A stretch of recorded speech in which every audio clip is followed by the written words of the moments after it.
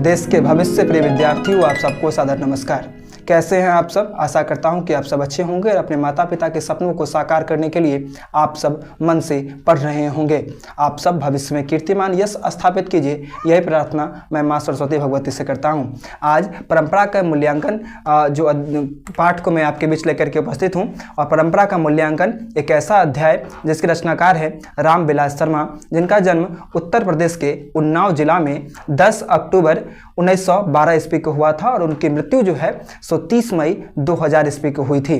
साहित्य जगत के ये रामविलास शर्मा अनमोल सितारे हैं, जिन्होंने साहित्य जगत में एक से बढ़कर एक शानदार रचनाएं लिखी।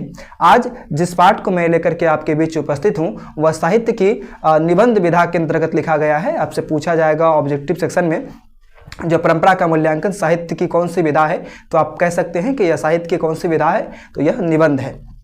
इस निबंध के शीर्षक से ही आप समझ सकते हैं परंपरा का मूल्यांकन, अर्थात परंपरा का मूल्यांकन किया गया। परंपरा पहले कहते किसको है, जैसे आपको मैं उदाहरण के रूप में बता दूं।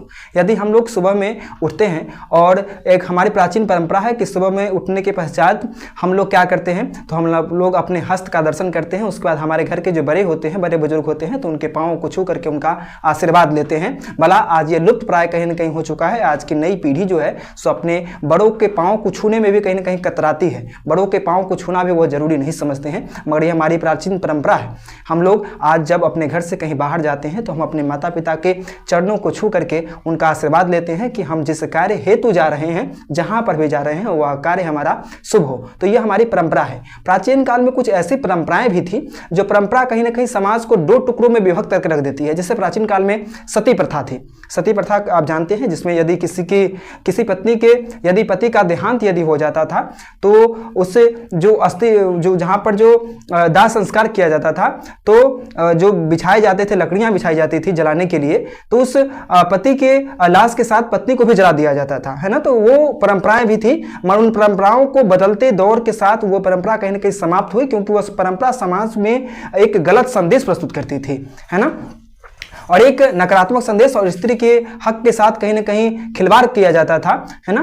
तो उस परंपराओं को भी तोड़ा गया। तो परंपरा का मूल्यांकन कहने का तात्पर्य है जो प्राचीन काल में कौन कौन सी परंपराएं थी, है ना, जो कि कुछ अच्छी परंपराएं भी थी प्राचीन कालों में, और कुछ वैसे परंपराएं जो कि थी तो मगर उसका मूल्यांकन किया जा रहा है वर्तमान में, जो वाकई में वो परंपराएं किस प्रकार भिन्न थी और समाज के कहीं ना कहीं गति देने के लिए नहीं थी, बल्कि समाज को दो टुकड़ों में बांटने के लिए थी। तो उन परंपरा का मूल्यांकन के विषय में इसमें विस्तार पूर्वक रामविलास शर्मा ने बताया है कि परंपरा का मूल्यांकन उन्होंने किया, और परंपरा के मूल्यांकन के द्वारा उन्होंने बताया कि हम लोग परंपरा का साथ निभा करके कहीं ना कहीं परंपराओं को अपना करके, मगर वैसे परंपराओं को अपना करके जिससे समाज का विकास होगा, तो उससे उन परंपराओं को यदि हम अपनाते हैं तो उन परंपराओं से कहीं ना कहीं समाज का विकास होता है। वहीं प्राचीन काल के कुछ ऐसे परंपराएं जो कि कहीं ना कहीं समाज को दो टुकड़ों में बांटती हैं, तो उन परंपराओं को हमें समाप्त भी करना होगा, और समाप्त करके ही हम समाज में कुछ न कुछ सकारात्मक परिवर्तन की उम्मीद कर सकते हैं। तो इस पाठ से बहरहाल तो बहुत सारे प्रश्न नहीं पूछे जाते हैं,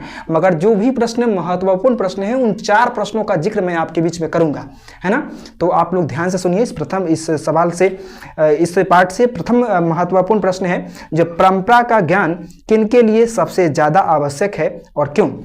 तो लिखेंगे, परंपरा का ज्ञान उनके लिए सबसे ज्यादा आवश्यक है जो साहित्य में युग परिवर्तन करना चाहते हैं, जो क्रांतिकारी साहित्य की रचना करना चाहते हैं। क्रांतिकारी साहित्य के कहने का क्या मतलब हुआ, तो क्रांतिकारी साहित्य की रचना करने का मतलब है वैसी रचना ना लिख दी जाए जिससे क्रांति ही उत्पन्न हो जाए समाज में, है ना, विद्रोह उत्पन्न हो जाए, नहीं। क्रांतिकारी साहित्य की रचना करने का मतलब यह हुआ कि कुछ ऐसी साहित्य की रचना की जाए, कुछ ऐसी रचनाएं लिखी जाए जिन रचनाओं को पढ़ करके समाज में एक सकारात्मक संदेश जाए। तो वैसे लोग जो कि रचना के मदद से समाज में सकारात्मक संदेश उत्पन्न करना चाहते हैं, लोगों को अच्छा संदेश देना चाहते हैं, तो वह साहित्य की रचना जो की जाएगी, तो उस साहित्य की रचना करने वालों के लिए परंपरा का ज्ञान आवश्यक है। और ऐसा इसलिए क्योंकि जब अच्छी साहित्य की रचना की जाएगी, है ना। जब अच्छी रचनाओं की अच्छे सकारात्मक रचनाओं की रचना की जाएगी तो इससे समाज के हर लोग बुद्धिजीवी बनेंगे, समाज के हर लोगों को बेहतर सीखने की कहीं ना कहीं एक प्रेरणा मिलेगी, एक सीख मिलेगी। तो इसके लिए उन लोगों के लिए परंपरा का ज्ञान सीखना आवश्यक है। और इसलिए आवश्यक है क्योंकि इससे क्या होगा, तो इससे समाज में विकास होगा, समाज में हर लोग सकारात्मक कहीं ना कहीं सीख पाएंगे, है ना, सकारात्मक विचारों से लैस हो पाएंगे, सकारात्मक विचारों से वह ओतप्रोत हो पाएंगे, है ना। तो इसके लिए परंपरा का ज्ञान उन लोगों के लिए आवश्यक है। अगला महत्वपूर्ण प्रश्न है प्रिय बच्चों कि राजनीतिक मूल्यों से साहित्य के मूल्य अधिक अस्थायी कैसे होते हैं। तो लिखेंगे राजनीतिक मूल्यों से साहित्य के मूल्य अधिक अस्थायी इसलिए होते हैं क्योंकि राजनीति का क्या है, राजनीति तो समाप्त भी हो जाती है ना। राजनीति के अंतर्गत कई लोग आते हैं और चले भी जाते हैं, मगर साहित्य के अंतर्गत कुछ अच्छी रचनाएं जो लिखी जाती हैं वो रचनाएं भावनाओं से भरी हुई होती है, उन रचनाओं में एक दूसरे के प्रति संवेदना होती है ना। तो उन रचनाओं के कारण साहित्य के मूल्य जो होते हैं वो राजनीति के मूल्य से अपेक्षाकृत अधिक अस्थायी होते हैं, साहित्य के मूल्य अधिक अस्थायी होते हैं। क्यों? क्योंकि साहित्य की रचनाएं जो होती है उन रचनाओं में भावनाएं होती है, उन साहित्य की रचनाओं में एक दूसरे के प्रति करुणा की भावना होती है, दया की भावना होती है ना। तो जो रचनाएं जो होती है साहित्यिक रचनाएं वो अस्थायी होती है ना, वो कई युगों तक कहीं ना कहीं चलती रहती है ना। तो इसके लिए हम कह सकते हैं कि राजनीतिक तो समाप्त हो जाती है, मगर जैसे आप लोग देखिए प्राचीन काल में बहुत सारे ऐसे रचनाकार हैं जिन्होंने एक से बढ़कर एक रचनाएं लिखी, उनकी रचनाएं वो मर गए, है ना, रचनाकार तो मर गए मगर उनकी रचनाएं आज भी जीवित है ना।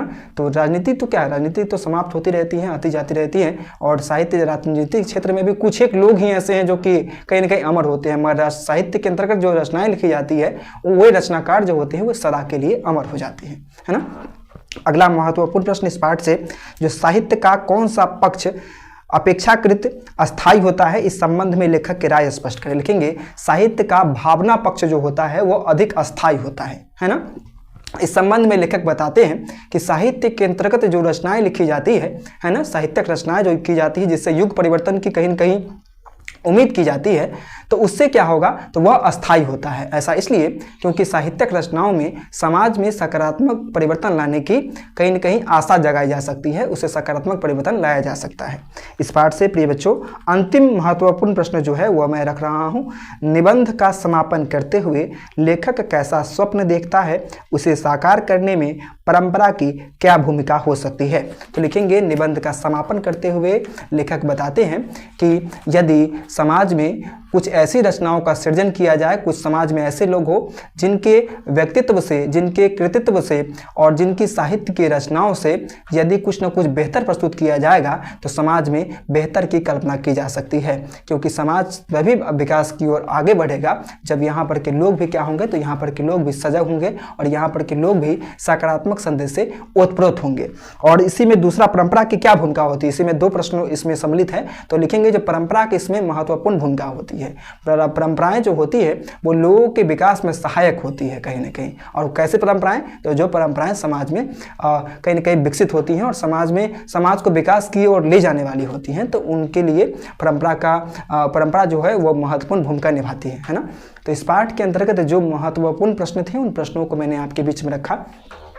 आप सबके पास जो समय शेष है उसे विशेष समझिए और हर दिन मेहनत जारी रखिए, क्योंकि अब आपके पास बर्बाद करने के लिए बिल्कुल भी समय नहीं है। परीक्षा का तनाव भी नहीं लेना है, अधिक स्ट्रेस लेंगे तो याद किया हुआ आप लोग भूल जाएंगे, है ना। तो तनाव भी नहीं लेना है, ज़्यादा हतोत्साहित भी नहीं होना है कि कोई मुझसे बहुत आगे जा रहा है, मैं बहुत पीछे हूँ, है ना। बहुत पीछे नहीं हैं आप। अभी से यदि दौड़ने की कोशिश करेंगे तो आप भी जो रेस जो होगा वो जीत जाएंगे, है ना। और परीक्षा में जिनका शानदार अंक आता है, जरूरी नहीं कि जो वही बच्चे बहुत ही मेधावी होते हैं, और जिनका कम अंक आता है तो वो कम बुद्धिमान होते हैं, ऐसी बात नहीं। मगर तनाव नहीं लेना है, मगर इस बात को भी नहीं भूलना है कि हमारे कुछ जिम्मेदारियां हैं, हमारे पास जिम्मेदारियां हैं, यह कि हम आज अच्छे से पढ़ें ताकि हमारा कल अच्छा हो। इसलिए आज अच्छे से पढ़िए और यकीनन आपका भविष्य भी अच्छा होगा। धन्यवाद।